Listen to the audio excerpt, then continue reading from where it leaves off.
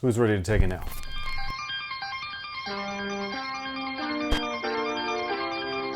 Hey, what's going on everyone? My name's Chris. Welcome back to the official WearTesters.com YouTube channel. Today we got a detailed look and breakdown on these potential bad boys right here. I say potential because there is one flaw in the Protros that I just don't like, and that's when I directly compare them to my originals. But this is the Nike Kobe 8 Protro in the Venice Beach colorway. It's one of 3 shoes that are going to be releasing on April 13th. So you have 3 chances to take an L. I already took one early. I knew what was going to happen, so I went on to GOAT because I had no chance of grabbing any of these. So first things first, the box is a typical Kobe Protro box. So we've got the blacked out box, matte finish, scaled look. I love it. Is this a good Protro? Honestly, this feels more like a retro than a Protro. So I really wish that Nike and Nike Basketball and whoever's in charge of the Kobe's and stuff like that, I don't know if they're their own department or if they're just part of Nike Basketball in general. But either way, this guy right here just kind of like feels phoned in, if you will. Especially when you compare them to like this guy right here, the Halos. This one, even though still you can kind of consider like, oh, this isn't exactly a Protro either. At least there were things on this that they did change. So I like that. It's just on here, it's literally a retro, like it's a copy and paste minus the cushion. So for those of you guys that don't know, there are 3 shoes releasing in all of this like April 13th hoopla. And essentially the 3 shoes are supposed to tell a story of Kobe Bryant and his career. So not only was April 13th Kobe's last game in the NBA, but again, each of these colorways of each of these models is gonna tell a story, if you will. So the Kobe 4 Protro in the Philadelphia colorway is gonna pay homage or homage to where he's originally from, where he was born. This colorway right here is supposed to kind of pay tribute to his days in Los Angeles, even though I think that it would have been a lot cooler or made a lot more sense had they actually dropped the Kobe 11s that he was wearing during his last NBA game. But I mean, I'm just a guy that buys shoes, so don't take my word for anything, okay? Okay. And then the Kobe 6 Protro in the Italian camel colorway, that is supposed to pay tribute to Kobe's Italian roots. Most of you guys know already that when he was a kid, he got moved over to Italy because his father was a pro NBA player and then ended up playing overseas. He learned the language, he played basketball over there, felt like an outcast, came back here, ended up going to Lower Merion High School, being drafted, and you guys know the rest. Now this colorway originally released way back in 2013, and like the name states, it's for Venice Beach, California, where there is a really cool basketball court out there that... So yeah, that's what this guy's all about. As you guys can see, the color itself is very vibrant and things like that. But yeah, this guy right here is just, like I said, a copy and paste of the original, but maybe not quite as good. I will say that, I think I said this in the last Protro video, but they just feel a little bit heavier than the originals. Not by much, but just a little bit. And the last time that I said that something felt a little bit lighter than a previous version, you guys were all like, where's the weight comparison? So here it is, okay? This is the original. There's no toe stuffing or anything. Got the original midsole in there, and they weigh 9.38 ounces. Same thing, no stuffing in there. Took it all out. This is the Protro. Whoa, I was not expecting that. 12.04 ounces. And just because there's some extra stuff here, no toe stuffing or anything like that, but there's like extra like stitching and a different tongue. So we're gonna do this Protro too, just because. And that is 12.25 ounces. Wow. So yeah.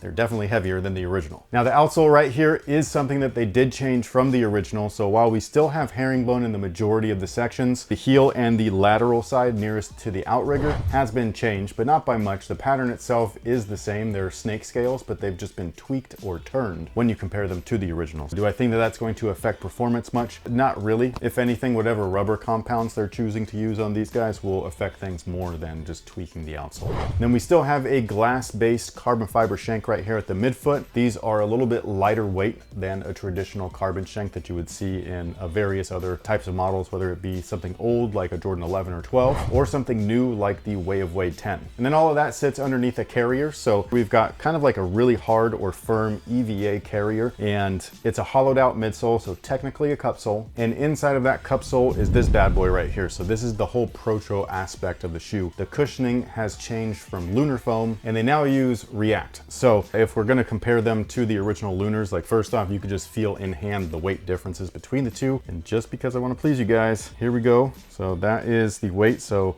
0.98 ounces on the original Lunarlon, then 2.17. Jeez, that's actually significant. However, both of these guys are hollow now, so I do wonder if there's a huge weight discrepancy between them. So that's 8.3 without, and that's still heavier, so that's really interesting. So yeah, in hand, I can feel that the thickness overall of the React insole is just a little bit different, so it feels a little bit thicker, especially in the heel compared to the original one. It's not a huge difference, but it's something that you can definitely feel. There's at least like a 1/4 of an inch stack height difference, at least the way that it feels in hand. The forefoot feels identical, so on that side of things, it should be pretty much the same. I will say that this is a better setup, not cushion wise. I think that this foam, React foam, is better than Lunarlon, but I feel like the more neutral aspect, the lesser heel to toe drop, is a better thing for performance, basketball performance specifically, than something like this with a larger stack height in the heel and then a greater toe drop afterwards. They also added this extra little rubber piece right here. I don't really know why they did that. It's inside of the cup sole, and the cup sole is exaggerated on its own, so that would be kind of like caging you, and it's like its anti-rollover feature with the outrigger. So I don't really know why exactly they did that, especially since the React is housed, so it's not like it's going to be unstable or anything like that. So just kind of an interesting move. Now, the one big flaw still comes in the form of the overall tooling itself, and this is for both of my Protros. If you guys have noticed, these are completely dead stock still because they're unwearable for me. They're super uncomfortable. So what they ended up doing is it feels like the last is changed just a little bit. These feel a little bit more slender, a little bit more narrow than the original, but the biggest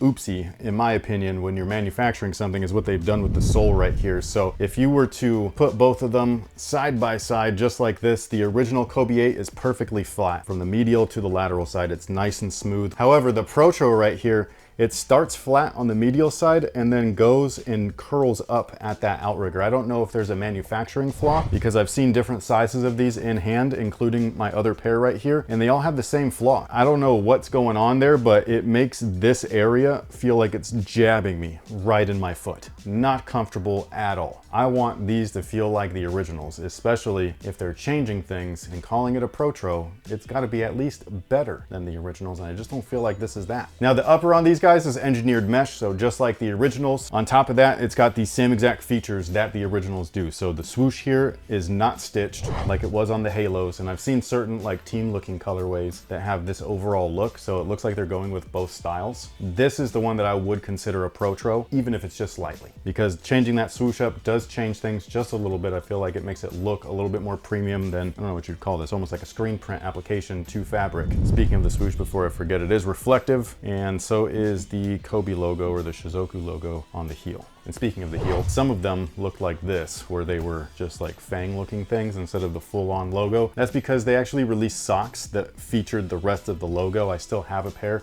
They've been worn to pieces almost, so I don't wear them anymore, but it's a really cool thing that when you put these on with those socks, I mean, that was cool, okay? It just was. And again, just like the originals, the eye stays are exactly the same too. So you got these little TPU panels right there that give the model a little bit extra strength, especially for it being engineered mesh. That stuff was known to rip, specifically right here in that kind of like lateral area where a lot of force is applied when you cut and change directions. Also, if you guys check out one of our previous videos, it was on one of Nike's greatest takedown models of all time, but in there, inside of the glove feature of the shoe, they had an articulated like eye stay area, and I was saying how they still use them in Kobe's, and this is one of those shoes. So you got the little articulation flex point right there at the forefoot. You could consider where the collar starts another flex point, but some might not. So it just kind of depends on semantics at that point. And another thing that they did not change is the tongue. So this guy right here is exactly like the originals. It's kind of odd, honestly. This was the only part of the original shoe that nobody really liked, especially if you wore certain socks, like it would feel like it was jabbing into the front of your shins. That was something that I really loved that they changed on the Halos. So not only did they add more stitching to the swoosh area, the engineered mesh felt a little bit more premium and felt a little bit thicker, but they changed the tongue to a more traditional tongue. So it's actually like a material with cut and sew. It just felt a lot better on foot. So I kind of wish that that was here. Like there's just a weird inconsistency there. The back half of the shoe is all synthetic. So all of this right here that you see on the interior portion is just a synthetic material. Nothing really to write home about. However, the heel counter is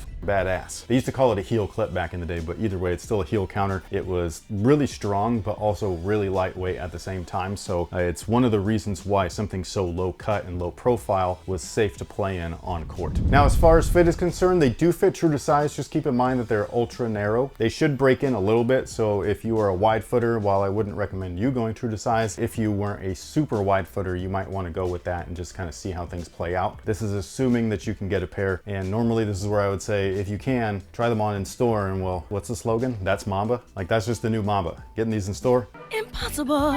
One thing to note though, that I will give these like a small kudos above these guys right here. This little issue that I'm talking about with the outrigger where things are like bowed all weird. It's not as prominent on this particular colorway. I think it's because of the rubber. This guy right here is all solid everything. And this guy is translucent. It's a little bit of a softer or gummier rubber. So it feels like it's flexing a little bit more with my weight applied. But again, still nothing really truly beats the original, which is unfortunate. However, if you were lucky enough to grab a pair of these at retail, you can always take out this midsole and put it in the original, and now you have a Protro. But with all that being said, do we happen to have a question of the day? Choose between two useless superpowers. 1, pass through walls but only when you sneeze. Why or do we gotta 2, have these caveats? the ability to fly but only when your eyes are closed. Yeah, that's safe. I was just like, oh man, and then no. So I suppose I would choose phasing through walls. Is that what he called it? Well, he just said going through walls? He said pass through walls, pass but through yes. Walls? Okay, well, if you're going by X-Men logic, then it's called phasing. When would you bust that out? I know that you would know it's coming. But for me, like sometimes sneezes are sporadic. It really has to like just kind of be that moment. And what if I don't need the power right then? I'm just curious if you can control it, because if it were me, I would first fall through our bed and then fall through our floor. That's exactly what I was thinking. Fall through then the where couch. you're going. I would just be underneath the house at one point. And then you're going to the core of the earth. Both of those scenarios suck, because I would love to be able to fly, even though I'm afraid of heights, but if I'm the one controlling it, I feel like that could be really fun. But the potential, if you're in a city with skyscrapers, you're gonna end up like one of them birds that just runs into a window. Power lines. That too. I was thinking going straight through an engine. So which one are you picking? I'm picking the sneeze thing, but like reluctantly. Like I said, hopefully I'm captured and then I feel a sneeze and be like, now's my time to escape. You know what I mean? And then I could sneeze through the wall. But feel free to sound off below and let us know which of the two scenarios you would choose. Would you rather be A or B? Hopefully you guys enjoyed the review. Hopefully you had fun with the question of the day. Thank you guys so much for everything. We really appreciate it. I'll catch you guys on the next one. So have a good one.